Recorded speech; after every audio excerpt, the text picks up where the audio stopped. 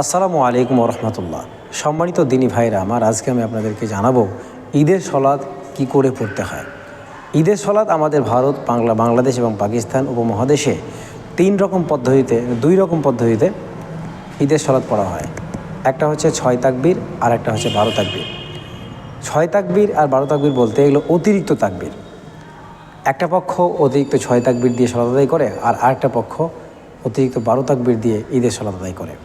তো কোনটা সঠিক বেঠিক আপনি বুঝবেন। আমি বলে দিচ্ছি আপনাকে, ফিকহে হানাফি মতে 6 তাকবীরে ঈদের সলাত পড়তে হবে। আর যদি মনে করেন আমি রসুল করিম সাল্লাল্লাহু আলাইহি সাল্লামের সুন্নাহ অনুযায়ী, হাদিস অনুযায়ী আমল করব, তাহলে আপনাকে 12 তাকবীরে নামাজ পড়তে হবে।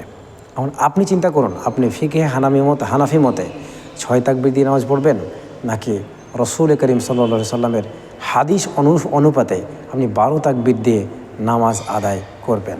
এটা আপনার ইচ্ছা। চলুন আমরা ফিকহে হানাফি মত না দেখে আমরা প্রথমত রসুল করিম সাল্লাল্লাহু আলাইহি সাল্লামের পদ্ধতি অনুযায়ী নামাজ পড়ার চেষ্টা করি, অর্থাৎ 12 তাকবীরে। ঈদের সলাত পড়ার জন্য শর্ত হচ্ছে ঈদের মাঠকে কোনোরকমভাবে সাজানো যাবে না। ঈদের মাঠে শামিয়ানা টাঙানো যাবে না। ঈদের মাঠে কোনো রকম মিম্বার স্থাপন করা যাবে না।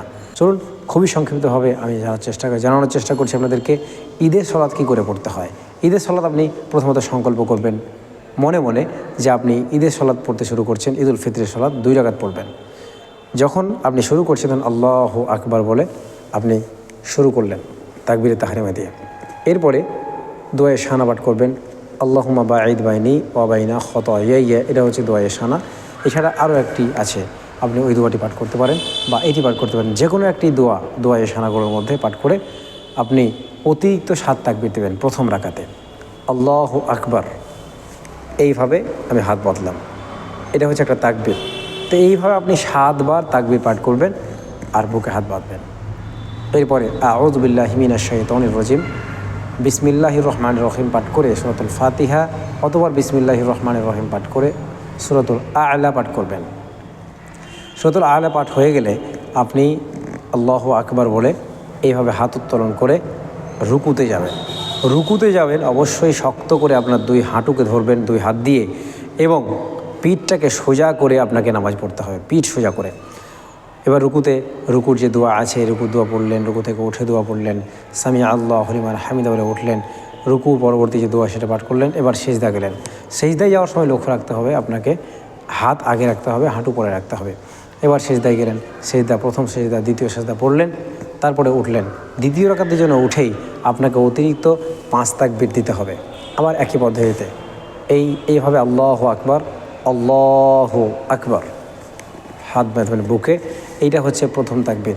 এইভাবে আপনি 5টি তাকবীর পাঠ করার পরে আপনি সূরাতুল ফাতিহা পাঠ করবেন বিসমিল্লাহির রহমানির রহিম বলে, অথবা বিসমিল্লাহির রহমানির রহিম বলে আপনি সূরাতুল গাশিয়া পাঠ করবেন।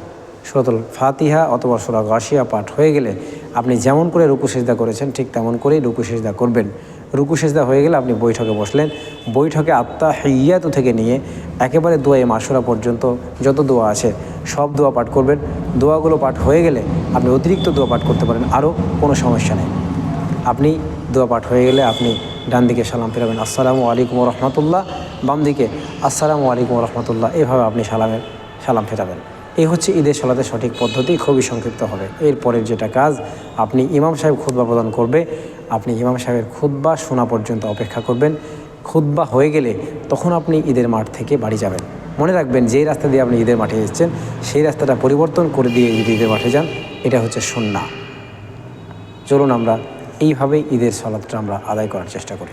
আসসালামু আলাইকুম ওয়া রাহমাতুল্লাহি ওয়া বারাকাতুহু।